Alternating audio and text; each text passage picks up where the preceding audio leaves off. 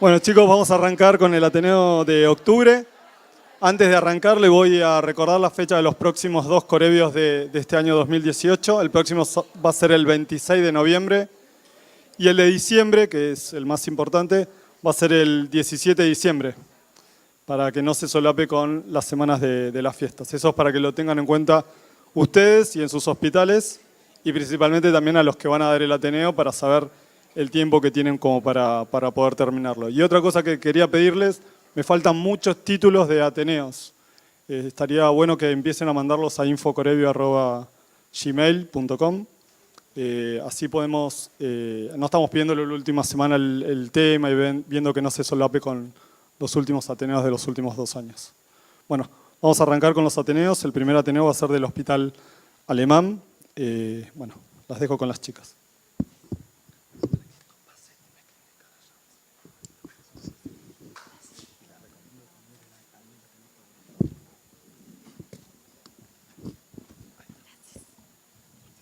Gracias. Hola. Bueno, buen día. Yo soy Ana Salinas y ella es Julia Pascua. Somos residentes del laboratorio Domecq y Lafarge del Hospital Alemán. Y la presentación de hoy se titula Nuevos tratamientos para mieloma múltiple, impacto en el laboratorio. Bueno, el mieloma múltiple, para recordar o conocerlo, es una neoplasia de células plasmáticas que se caracteriza por una hiperproducción de un componente monoclonal, infiltración de médula ósea por células plasmáticas clonales y daño de órgano blanco. Respecto al componente monoclonal, la frecuencia del isotipo primariamente es de tipo IgG, seguido por IgA, luego cadenas livianas kappa o lambda y el resto ya en menor proporción. Este componente monoclonal en un 70% se da en conjunto inmunoglobulina intacta junto con cadenas livianas libres, en un 20% solo cadenas livianas libres y en un 10% solo inmunoglobulina intacta. Un poco de epidemiología, el mieloma múltiple es la segunda neoplasia oncomatológica más frecuente en el mundo y se estima que alrededor de 230.000 casos, 230.000 personas conviven con mieloma en el mundo y tiene una incidencia de 114.250 nuevos casos al año. Y las personas que principalmente están en riesgo son aquellos adultos mayores entre 65 y 74 años y la incidencia en la relación hombre-mujer sería 3 hombres cada 2 mujeres. Respecto a los criterios de diagnóstico, el International Myeloma Working Group publicó en 2015 los mismos y los define como una infiltración plasmocitaria en médula ósea mayor o igual al 10% o una biopsia que confirme un plasmocitoma óseo extramedular y al menos uno de los siguientes eventos definidores de mieloma. Uno sería el daño de órgano blanco atribuible a discrasias de células plasmáticas y el segundo la presencia de uno o más biomarcadores de malignidad. Respecto a lo que es daño de órgano blanco, tenemos una hipercalcemia definida como un aumento de calcio sérico mayor a 1 miligramo decilitro por encima del límite superior o mayor a 11 miligramos decilitro. Compromiso renal con un clearance de creatinina menor a 40 mililitros minuto o creatinina sérica mayor a 2 miligramos decilitro. Anemia, definida como una hemoglobina menor a 2 gramos decilitro por debajo del límite inferior o menor a 10 gramos decilitro.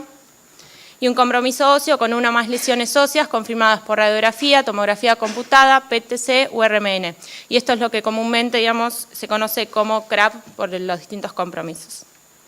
Y el segundo ítem era presencia de uno o más biomarcadores de malignidad definidos por infiltración plasmocitaria en médula ósea mayor o igual al 60%, relación cadena liviana libre involucrada sobre no involucrada mayor a 100 y más de una lesión focal en la resonancia.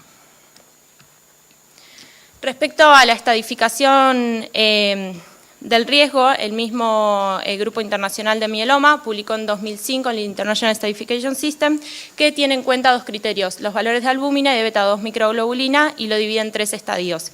El estadio 1 con un valor de beta-2 microglobulina menor a 3,5 miligramos decilitro y un valor de albúmina mayor a 3,5 miligramos decilitro. El estadio 2 que sería como por descarte, o sea no 1 y no 3. Y el estadio 3 solo tiene en cuenta la beta-2 microglobulina con un valor mayor a 5,5 miligramos decilitro. Ahora bien, en 2015, Palumbo y colaboradores revisan estos criterios y lo que hacen es agregar los valores de LDH y citogenético para la estadificación. Entonces, para el estadio 1 se le suma un valor de LDH normal y ausencia de un citogenético de alto riesgo. El estadio 2 coincide con el anterior y el estadio 3 se le suma un aumento del LDH y un citogenético de alto riesgo. Bueno, tanto para el diagnóstico como la estadificación de los pacientes con mieloma múltiple es importante tener un análisis integrado de los mismos, ya sea desde el laboratorio general, laboratorio de proteínas, estudio de imágenes y el estudio de médula ósea. Como generalidades, digamos, el mismo que plantea el mismo grupo internacional, desde el laboratorio general se debería realizar un hemograma completo, esto para evaluar la anemia, un laboratorio de hemostasia, urea, creatinina, glucemia, electrolitos, hepatograma, LDH y beta-2 microglobulina, como les comenté, para la estadificación del riesgo, calcio sérico iónico, el clearance de creatinina y orina completa y proteinuria de 24 horas.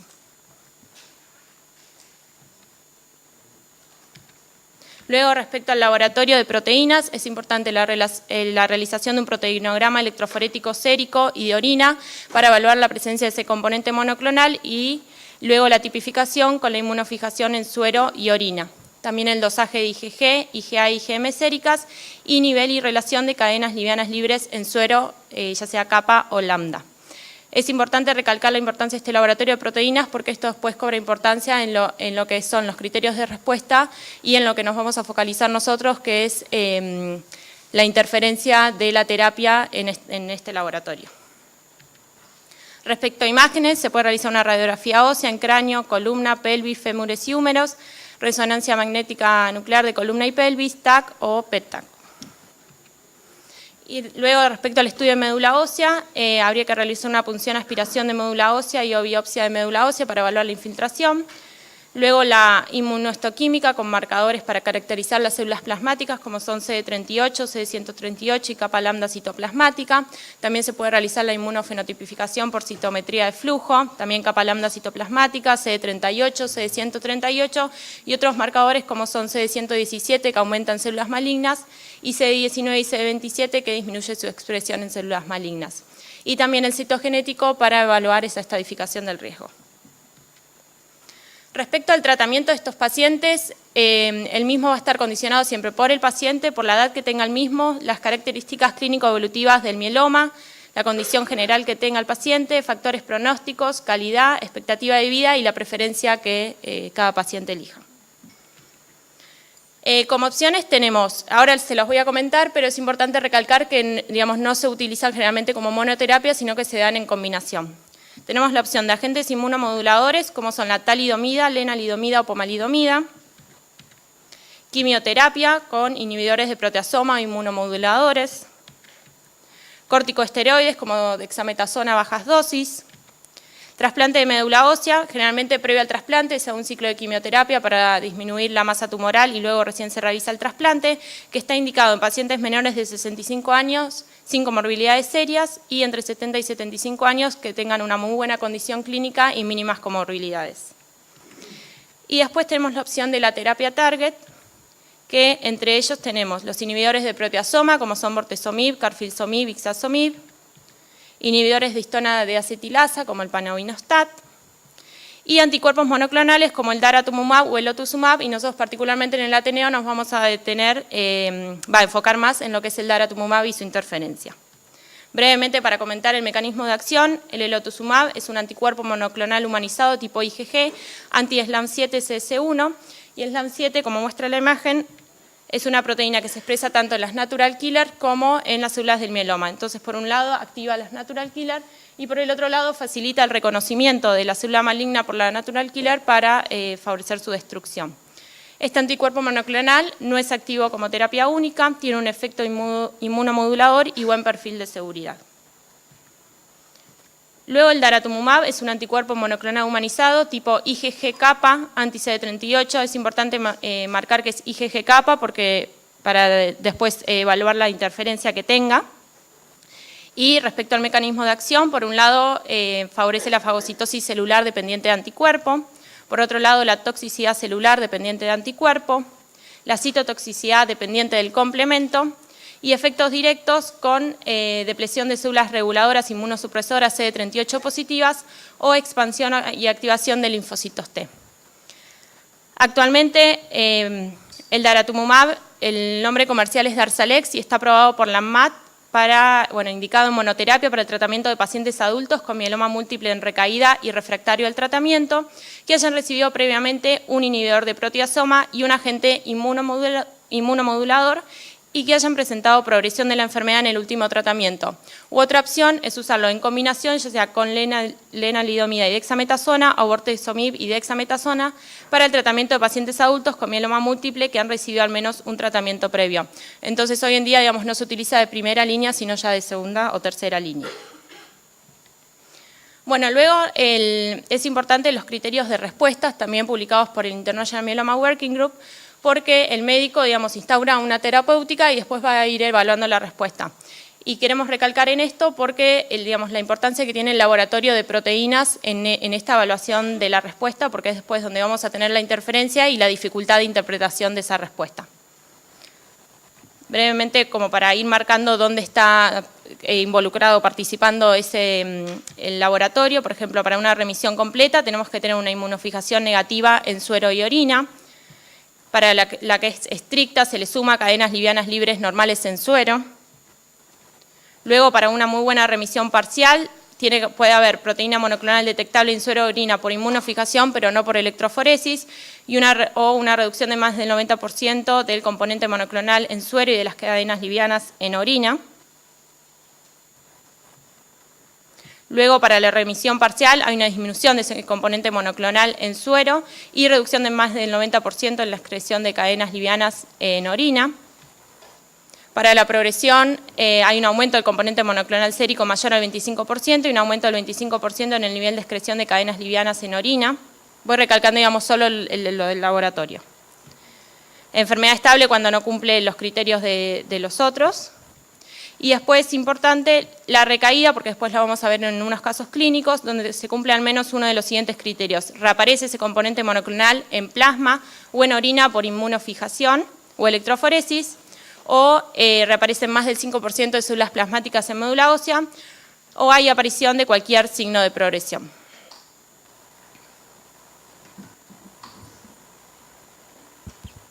Bueno, yo voy a pasar a explicarles las interferencias del anticuerpo monoclonal, sobre todo el daratumumab, en las pruebas del laboratorio. Como bien ya dijo Ana, podemos ver la interferencia en el proteinograma y en la inmunofijación, también en la determinación de CD38 por citometría de flujo y en la prueba de Coombs indirecta. Voy a pasar a explicarles en detalle la interferencia en cada una de estas determinaciones. En el proteinograma fue descrito en el 2017 en un paper publicado por la Mayo Clinic, en la cual se describió la comigración del fármaco con el componente monoclonal.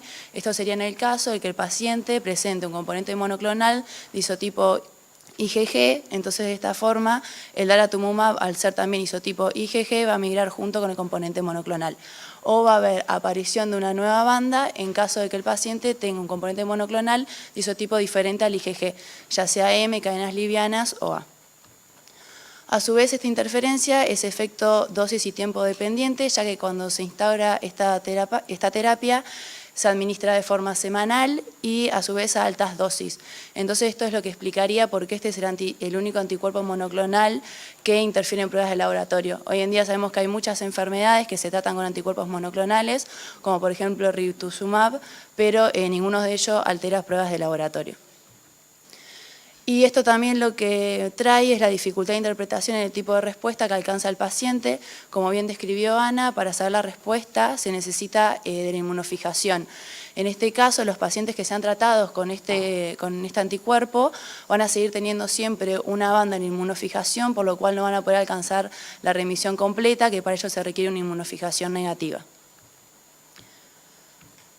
Para poder solucionar esta interferencia hay un ensayo que se llama el daratumumab IFI-REFLEX, o también llamado DIRA, en el cual lo que se hace es incubar el suero del paciente con un anticuerpo monoclonal anti-daratumumab. Esa formación del complejo tiene una migración electroforética distinta, entonces de esta forma lo vamos a poder diferenciar. Es 100% sensible y específico y es solo útil para pacientes tratados con daratumumab. Les voy a explicar un caso para que se pueda entender cómo funciona este ensayo.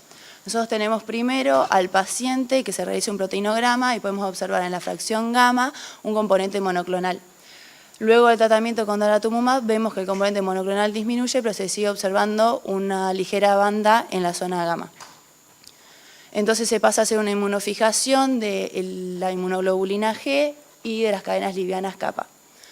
Cuando nosotros sembramos el DARA, que es el daratumumab cada vez que diga DARA, y el DARA más antidara, vemos cómo al formarse ese complejo cambia la movilidad. Cuando nosotros hacemos inmunofijación del paciente para la inmunoglobulina G y también del paciente con el antidara, vemos que el componente monoclonal no sufre movilidad electroforética. Esto quiere decir que el antidara solo va a cambiar la movilidad electroforética del daratumumab y no el componente monoclonal que tiene el paciente. Al sembrar al paciente post-tratamiento con daratumumab y al paciente post-tratamiento con daratumumab más el antidara, vemos como la banda que antes se observaba acá cambió su movilidad electroforética. De esta forma podemos asegurar que esa banda que se observaba ahí era del daratumumab y no del paciente. Si el paciente seguiría teniendo un componente monoclonal, en esta calle se observaría doble línea, la correspondiente a esta altura del componente monoclonal y esta altura de acá del dara más el antidara. Bueno, actualmente el Darzalex, que es la forma comercial del daratumumab, es vendido por el laboratorio Janssen, que tiene un convenio con Sevia, que es el único que tiene el anticuerpo antidaratumumab y solo se puede usar en sus equipos Sevia. Por el momento no está disponible en Argentina, por lo cual todavía no tenemos forma de poder solucionar esta interferencia en el proteinograma. La siguiente interferencia es la determinación de CD38 por citometría de flujo. El CD38 es usado como marcador también con el CD138 de células plasmáticas. El daratumumab, como es un anti-CD38, va a enmascarar a este marcador y no va a ser posible detectarlo por citometría de flujo. A su vez también aquellos pacientes que están tratados con daratumumab tienen una downregulation, por lo cual tienen una expresión menor de este marcador. A la izquierda podemos ver un esquema de citometría de flujo del paciente antes de entrar en tratamiento con daratumumab. En el eje de horizontal tenemos el CD38 y en el vertical el CD138. Y esta población azul serían las células plasmáticas. Luego de 10 infusiones del daratumumab vemos cómo esta población se desplazó sobre el marcador CD38 hacia la izquierda, lo que quiere decir que ha perdido la expresión de ese marcador. En realidad, como estoy diciendo, es un falso negativo porque está enmascarado por el daratumumab. La siguiente interferencia es en la prueba de Coombs indirecta. Nosotros tenemos el suero del paciente con el anticuerpo daratumumab que se va a unir al CD38 que expresan los glóbulos rojos. Por lo cual, cuando nosotros lo incubemos con el reactivo de Coombs, que es un anti-IgG, vamos a ver la aglutinación y un falso positivo. En el caso de que el paciente tenga daratumumab y a su vez tenga anticuerpos antiglóbulos rojos, la aglutinación se va a producir igual, por lo cual interferiría solo haciendo falsos positivos. La forma de poder resolver esta interferencia es a través de la incubación del suero del paciente con el anticuerpo antidaratumumab. Como dije anteriormente, esto todavía no tenemos la posibilidad de poder realizarlo. Y otra forma sería incubarlo con DTT de forma de desnaturalizar el CD38 que tienen los glóbulos rojos. Entonces de esta forma ya no se va a poder unir el daratumumab y no se va a producir la aglutinación. En caso de que tenga anticuerpos antiglóbulos rojos, aunque esté desnaturalizado el CD38, se van a poder unir igual y se va a producir el verdadero positivo. Bueno, esta prueba de Coombs se produce la interferencia porque los CD38, los glóbulos rojos expresan CD38. Estos falsos positivos pueden persistir hasta 6 meses después de la última infusión con el anticuerpo monoclonal. Y las estrategias para evitar la interferencia serían la desnaturalización del CD38 con DTT y la neutralización con el anticuerpo antidaratumumab. Voy a pasar a explicar 3 casos clínicos en donde nosotros pudimos ver la interferencia en nuestro laboratorio. El primer paciente es un paciente masculino de 38 años, sin antecedentes patológicos, que en el 2012 consultó por dolor sacro asociado a traumatismo durante una actividad deportiva. Se le realizó una biopsia ósea en la cual hubo hallazgos histológicos vinculables a mieloma plasmocitoma y se le diagnosticó un plasmocitoma fenotipo lambda. El laboratorio al momento del diagnóstico no mostraba anemia, ni insuficiencia renal, ni tampoco una hipercalcemia, pero mostraba unas proteínas totales elevadas de 9,9 gramos decilitro y una IgG sérica de 4.760 para un límite de referencia superior de 1.600. Se realizó por esto un proteinograma en el cual se observó la fracción gamma aumentada y una banda monoclonal en la zona gamma. Debido a esto se realiza una inmunofijación tanto en suero como en orina y se observa en suero una banda monoclonal para la lambda y para la inmunoglobulina IgG. Entonces este plasmocitoma tenía un componente monoclonal IgG lambda. Luego del diagnóstico, en marzo comienza tratamiento con bortezomib, lenalidomida y dexametasona.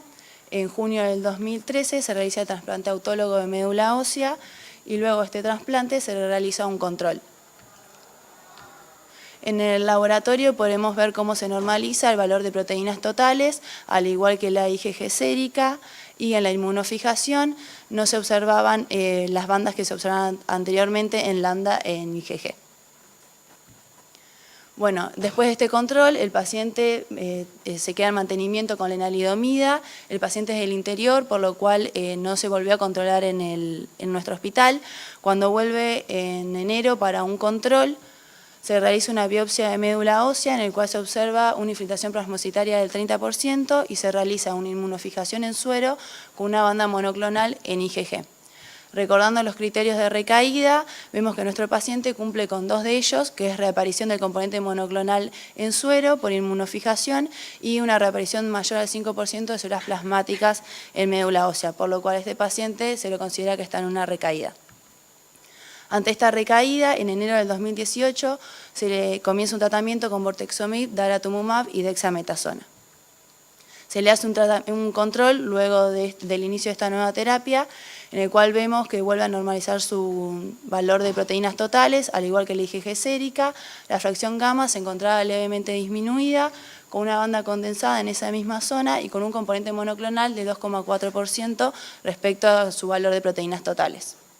Observa ahí. Al realizarse la inmunofijación, vemos que tenía una banda monoclonal en gamma y lo mismo para kappa y lambda. Recordemos que el paciente tenía solo cadenas lambda. No sé, así, perfecto. Entonces acá es cuando le vamos a hacer esta pregunta, es considerando que el paciente tenía un mieloma múltiple IgG lambda, ¿cómo interpretaría la inmunofijación en suero? Por error del operador se colocó antisuero lambda en la calle de corrida kappa. El paciente tuvo una recaída de mieloma múltiple con un clon kappa, interferencia a la terapia con anticuerpo monoclonal o la última, un error preanalítico de identificación del paciente. Les dejo un minutito para que respondan.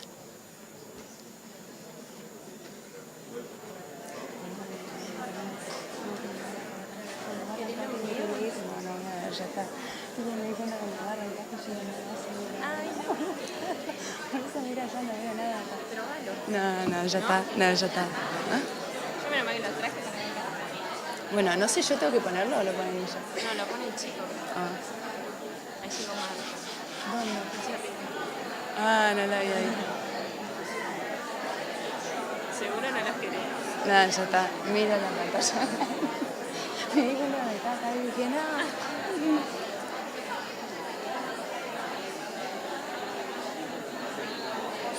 No sé si el señor me está mirando a mí o no.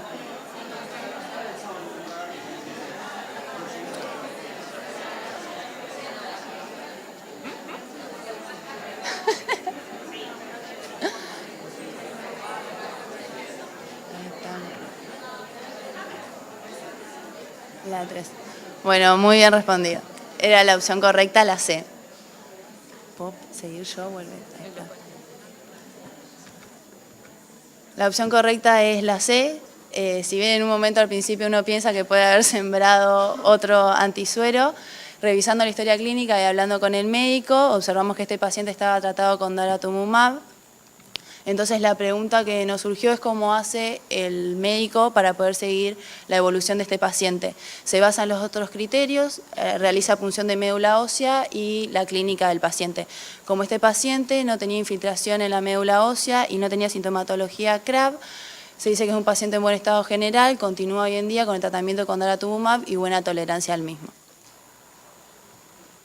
El siguiente caso clínico es un paciente masculino de 66 años sin antecedentes patológicos que consulta por dolores óseos. En ese momento se realiza un diagnóstico de mieloma múltiple subtipo IgG kappa con compromiso óseo vertebral.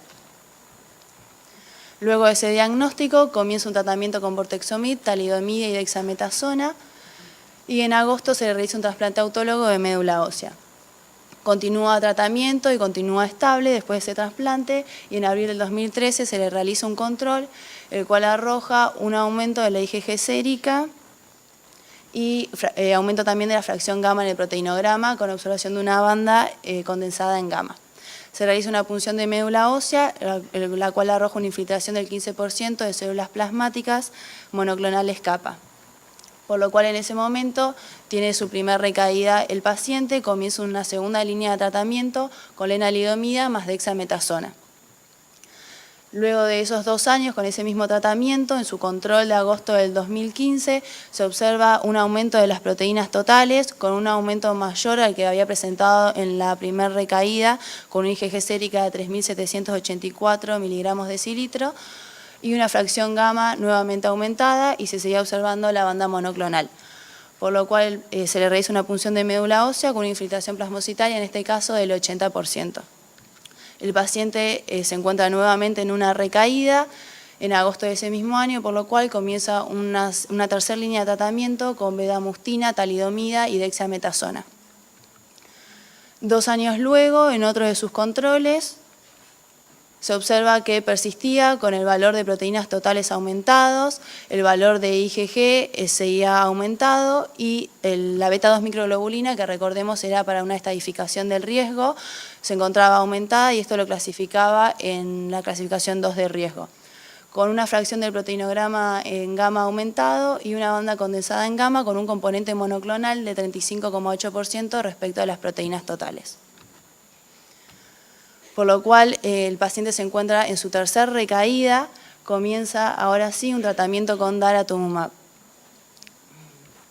En junio se le vuelve a realizar un control luego de iniciar esta terapia, en el cual vemos que el valor de proteínas se encontraba dentro de los valores normales, la IgG, si bien se encontraba aumentada, había disminuido respecto a sus antecedentes, con una fracción gamma aumentada, y el componente monoclonal era de 31,7%, siendo su antecedente de 35,8%. Entonces acá tenemos otra pregunta, considerando que el valor de componente monoclonal se encuentra estable y que no se observa infiltración plasmocitaria en su punción de médula ósea, ¿se podría considerar que la terapia con daratumumab es efectiva? Opción A sí, la opción B no.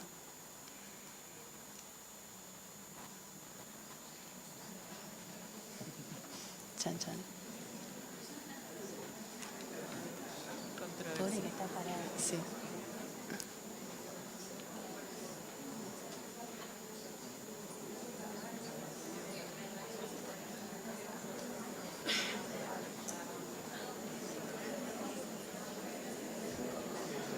Para mí no hay nadie en la cabina. Creí la cabina. ¿Sí que se fue? No sé.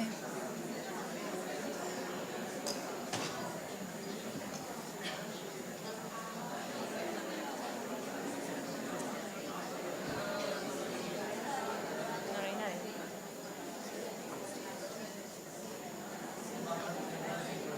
Si decimos levanten la mano. No sé qué onda. Ahí va el de Luis. No hay nadie ahí.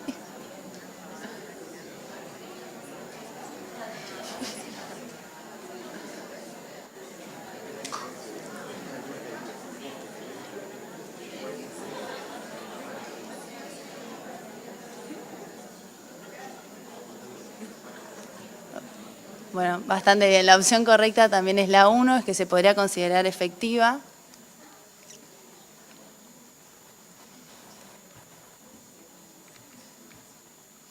Como dije anteriormente, cómo hace el médico para poder evaluar la respuesta se basa en el resto de los criterios. En este caso, como el componente monoclonal se mantenía estable, su punción de médula ósea no se observaba infiltración plasmocitaria y a su vez no tenía sintomatología de CRAB, se dice que la eficacia de este tratamiento es buena.